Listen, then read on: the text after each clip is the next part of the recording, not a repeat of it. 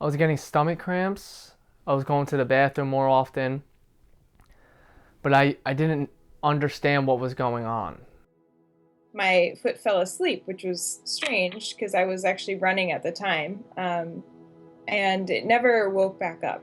And then over the next couple of weeks, the numbness that started on my foot slowly spread up both of my legs. Sports were everything for me. Anger, emotions, competing, they were an outlet. All I wanted to do was to be a good athlete, get a scholarship, and go to college. During lunchtime, I ran to the bathroom and then there was blood, like a lot of blood in the toilet, and that's when I was like, something's going on. I left school and then I ended up in the hospital for like 4 days. They ran a lot of tests. They did like scans of my intestinal tract. They did an endoscopy, a colonoscopy, and then pretty much what they found out is that I have ulcerative colitis. It's an autoimmune disease where your immune system attacks your colon and causes ulcers and inflammation. I had everything planned out. I think since the age of 3, when every Halloween I put on a white coat and a stethoscope, and I would carry around my little doctor bag. I always knew that I wanted to go into medicine. I was enrolled in the CRNA program at Rutgers. So I was in graduate school to become a nurse anesthetist, which is someone who gives anesthesia in the operating room. It's a really competitive graduate program that only accepts about 20 people per year, and I had worked as an intensive care nurse in Georgetown, and neurosurgery was my specialty, trying to earn my spot. And then that very first day in the operating room at UMDNJ, I went to put on my surgical scrubs, and I was tying the drawstring of my pants, and I realized that I had no feeling from the waist down. I ended up being taken to the ER and ultimately diagnosed with MS. Multiple sclerosis is an autoimmune disease that attacks your brain and your spinal cord. Damaging nerves can cause a huge variety of problems, which can range from difficulty with walking and moving your muscles to issues with thinking and cognition. I hid it from everyone. Everyone. My teachers, my best friends, my girlfriend, even my parents at times when I could. Like I never wanted people to see me in a vulnerable state.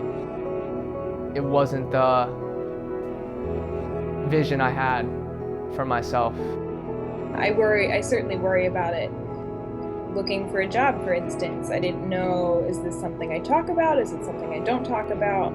A lot of people struggle with whether to disclose it to their employers and their coworkers because they don't want to be looked at as being inferior or less capable.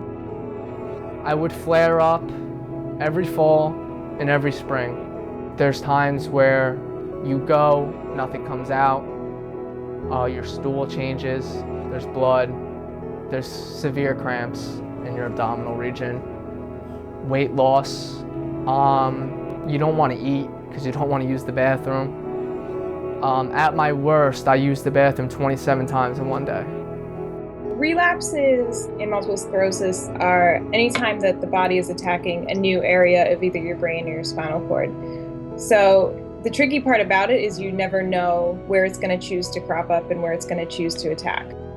I woke up one morning and I couldn't flex the muscles in my right leg. So I knew something was going on, and then over the course of the next few days, I could no longer pick my foot up and I could no longer walk, and that's the first time that I actually ended up having to use a cane and be in a wheelchair. I ended up getting recruited. It was Worcester Academy in Worcester, Massachusetts. I played football there, but that November break, so just like a normal college, I came home for November break, and I got another flare-up. Ended up in the hospital, and this one was different. It was bad. It was just each flare-up was worse and worse. It was more of a setback. It was more weight. It was more pain. It was everything, and I didn't go back for the spring. And then that's when I set up a consultation with my surgeon. The doctor that diagnosed me with MS actually sat me down and said, "This isn't realistic. You need to rethink your whole life plan. Your career goals aren't going to happen. You have very advanced disease in your spinal cord." And I kind of didn't accept that. I thought that was terrible advice. So I kept going. I didn't take a break from school. I didn't stop for the semester even. And I realized that I could have a big impact on the community if I could treat patients, but also know what it was that they were going through. Just thinking about it made me excited. And that spring is when I ended up getting the surgery. Surgery for ulcerative colitis is a surgery where the entire colon is taken out, because the entire colon is what's involved and what could potentially become inflamed. So no segment of the colon should really be left, because any segment of the colon could potentially become inflamed in the future. And then there's a connection that's made between the small intestine and the anus.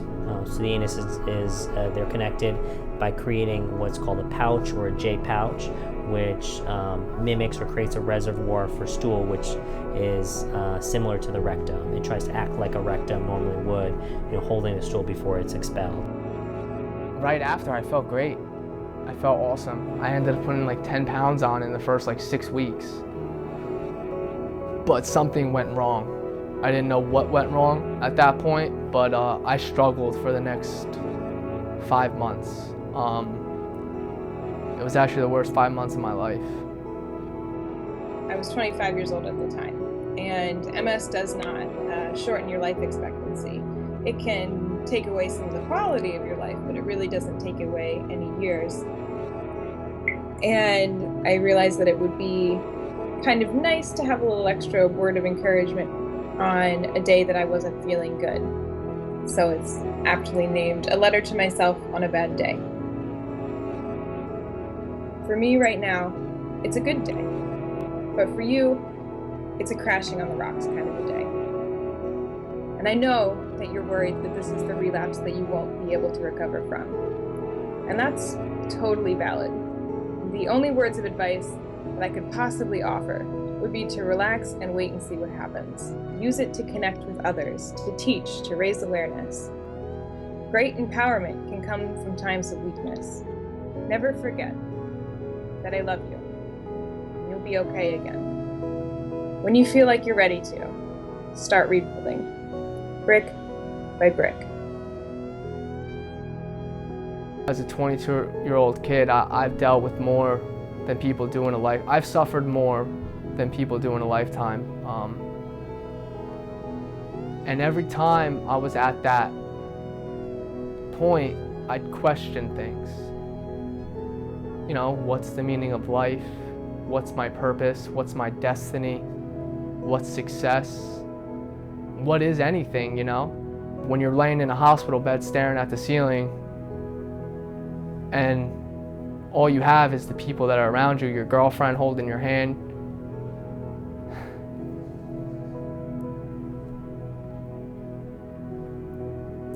your best friend, your family, and the relationships you built in this life is all that matters.